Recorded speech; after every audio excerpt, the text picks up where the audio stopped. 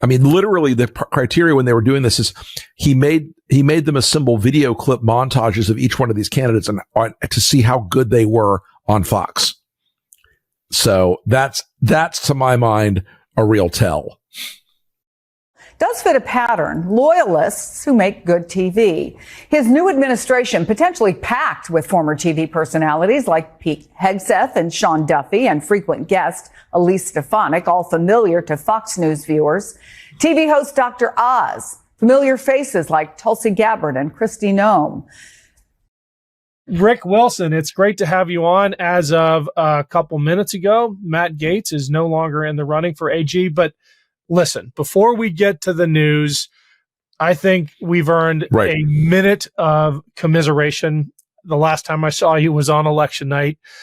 Didn't go as we had planned, and I'm sure if you were anything like me, it took a minute. It took a minute to recover, to think about what our country had just done in a free and fair election. Let's establish that for all to hear.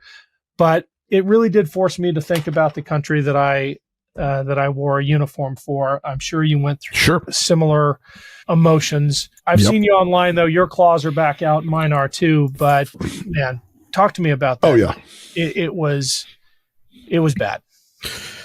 Look, it was bad. It was unequivocally, not debatably bad. It was bad, and it was bad because America worked hard and anticipated another outcome and deserved a better outcome. And yet there were things underneath the surface that everyone in the polling world, my guys included, looked at and said,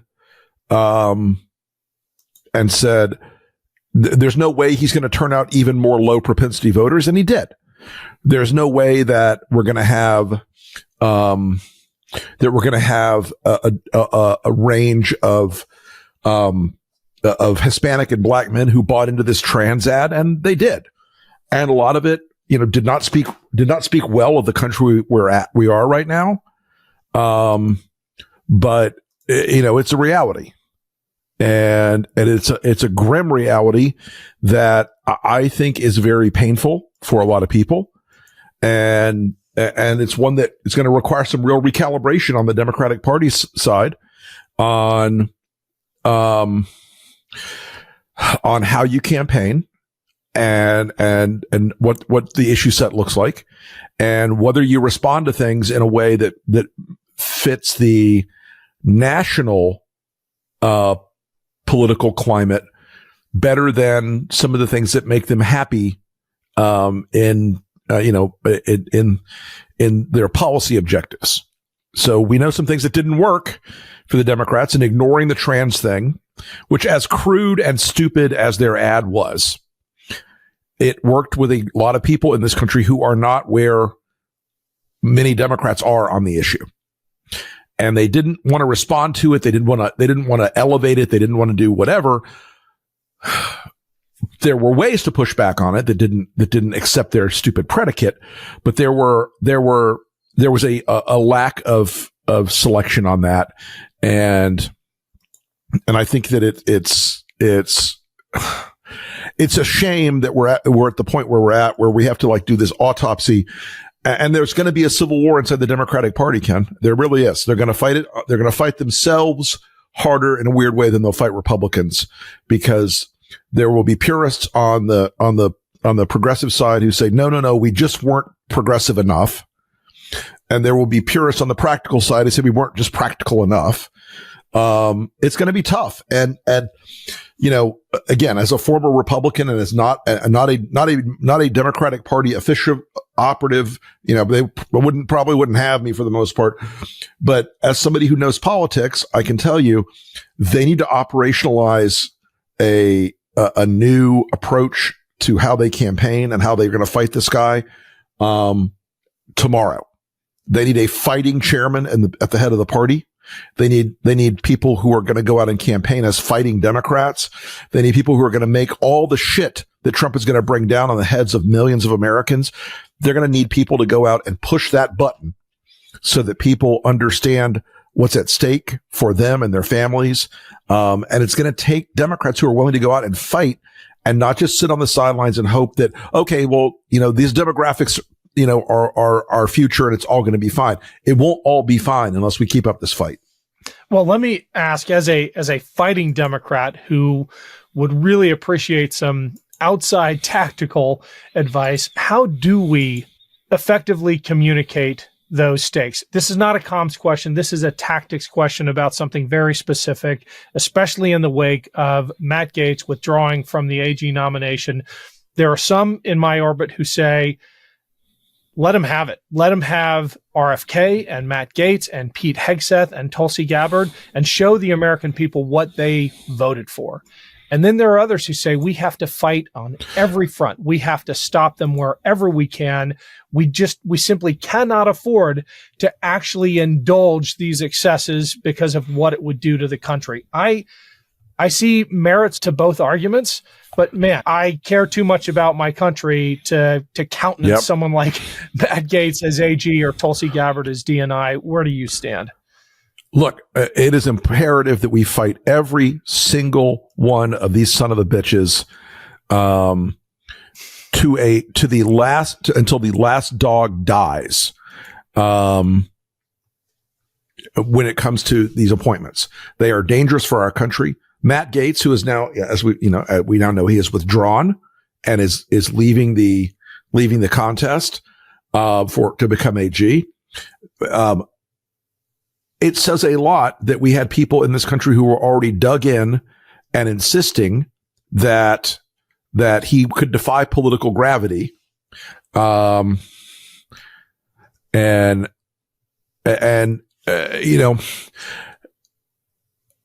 doesn't mean that the rest of these people aren't strong. It doesn't mean that the rest of these people aren't awful. It doesn't mean the rest of these people aren't going to be terrible, terrible candidates who will not serve this country. We're going to have to fight them all. Even the ones downstream that don't look as controversial, like Mike Walls as National Security Advisor. I know Mike, nice guy, became a MAGA, wasn't a MAGA, a former Green Beret, but he is not qualified to be National Security Advisor. Pete Hegseth is a talking head on Fox with a now proven sexual assault problem where he had to settle with a woman over a sexual assault case. RFK Jr. is a madman. He will kill children if he is elected by reducing vaccine availability. Kids will die from preventable diseases. Yeah, kids will die. Kids will die. And because they'll die, these guys don't care. There's no one on the list so far, not a single person on the list so far who I woke up and said, wow, that is a super high qualified, and a fantastic candidate. That is exactly who we need in X or Y office. The entire cabinet selection process has not produced a single qualified individual. Is there some 4D chess going on here that we can't see? Like, are there stealth nominees that are trying to be snuck through? Steve Bannon's approach to info was flood the zone with shit. Are they flooding the cabinet nominations with shit to try to do the same thing? Oh yeah, look, the cabinet nominations are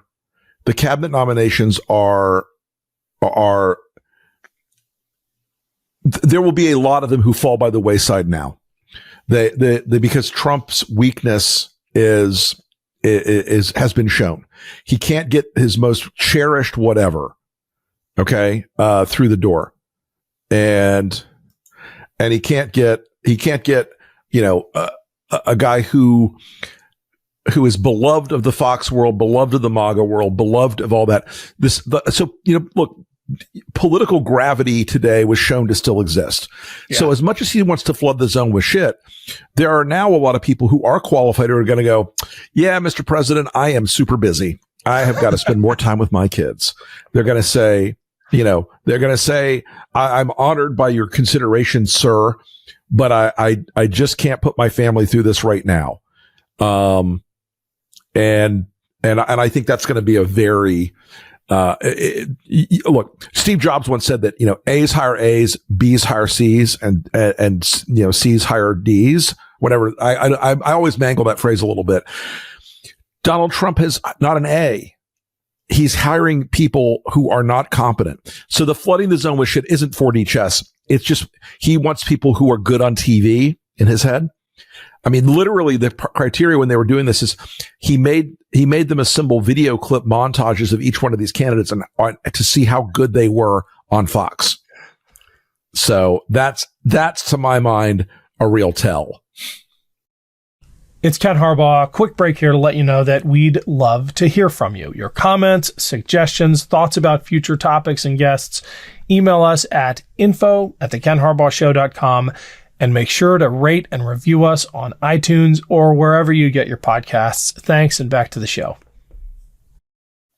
Tell me if you think I'm crazy here, but it seems like another thing he likes to do is debase his allies, the people on his side. He puts them through these emasculating loyalty tests. And in the case of Gates, it was testing the Senate, right? And daring them to confront him, knowing they probably wouldn't, and debase themselves in the process. And there's nothing that binds you more to a leader like Donald Trump than that kind of humiliation. You see it again and again and again. Correct. And the idea that he wants to force the Senate to swallow these poison pills. Yeah. That he wants to force the Senate to take appointees who are unqualified, who are crazy, who are corrupt, who are both unqualified and disqualified by, things like paying teenage prostitutes. That's kind of like a thing that you should disqualify anyone. Look, I remember when I went to the Pentagon when working in the Bush administration, John Tower had been nominated to be the Secretary of Defense before Dick Cheney. And the reason John Tower had to leave his nomination was that people on Codell trips that he was on said he drank too much. I remember. Not that he was an alcoholic, but that on a few of these trips he was all lit up, and and John Tower was this real feisty fireplug of a man, like a 4-foot tornado of Texas, hard charging guy. But now you've got Trump asking people to swallow a Secretary of Defense candidate with no knowledge of managing the Pentagon, no knowledge of any large scale enterprises, no foreign policy knowledge to speak of. And all the MAGAs always say back, well, he was an infantry platoon commander. I honor him for that. Amazing. Great. Managing 28 guys is not the same as managing a $900 billion enterprise that is spanning the globe. Credibly accused of sexual assault, having to lead. And credibly accused of sexual assault. Right. Yeah. So, it's hilarious to me that,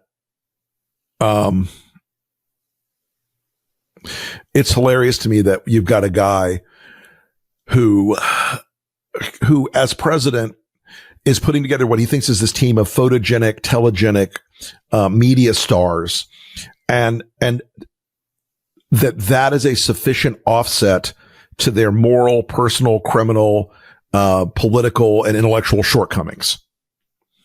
Yeah.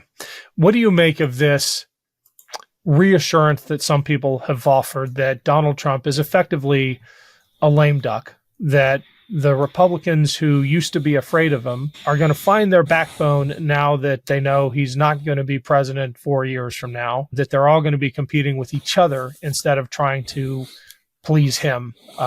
Should that give us any reassurance at all?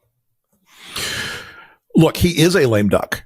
That doesn't make it impossible for him to cause enormous, consequential, devastating damage to America's civil rights, to our reputation in the world, to our security, to our economy. Even a lame duck can really, really, really do a lot of damage. Now, is he a lame duck in the way that a traditional candidate would be? No. with Trump, he'll still have the ability to influence Republican primary elections at a very profound level. So that doesn't unwind instantaneously. That doesn't disappear tomorrow. That is a moment of a pretty serious consequence for a lot of these Republicans who are thinking about these nominations, because they're like, oh shit, he's going to start saying that somebody else should be senator from the great state of, whatever. If I don't vote for him, for Pete Hegseth and Tulsi Gabbard and RFK. Yeah. And I wouldn't put it past him. So, and he has joked about this openly with the Republican caucus in that first meeting he had, when he said, I might stick around if you'll have me after my second term. I don't want to exaggerate the threat of that, but there are mechanisms by which he could run as a VP candidate, especially if he's in legal jeopardy and sees no other option. I really think we can't suffer from the same lack of imagination that caught us off guard last time. This is Stuart Stevens's great observation, right? Mm-hmm. Our big weakness as idealistic Americans is a failure to imagine the worst. Yeah, the idea that as a country, we couldn't make ourselves understand and believe how bad it could be is one of the reasons that 1 million Americans lost their lives to COVID. Yeah. That America's economy went in the dumper because he could not manage it during COVID. The idea that we could capitulate to Russia, not only in Ukraine, but in Europe and the world more broadly, is impossible to believe, but it's true. It can easily happen. He can do damage. I mean, look, Boris Epstein is out telling people right now, to the point where idiots like me are hearing it around the feed store. He's telling people right now, we're going to lift all the sanctions on Russia and Putin. That's not helpful. And, the damage that he can do with executive orders and presidential declarations and adopting Project 2025, which was always the plan, is boundless. It is boundless. Well, I'm with you. The answer is not to let that happen, to show the American people what they bought, but to fight for our country with everything we've got. Stop, slow down, block every nominee we possibly can, every executive order overreach, like the purging of so-called disloyal generals in the Pentagon, Schedule F, all the things we've been talking on this show. Yep. I want to end on a high note, because these post-election episodes have been pretty dark.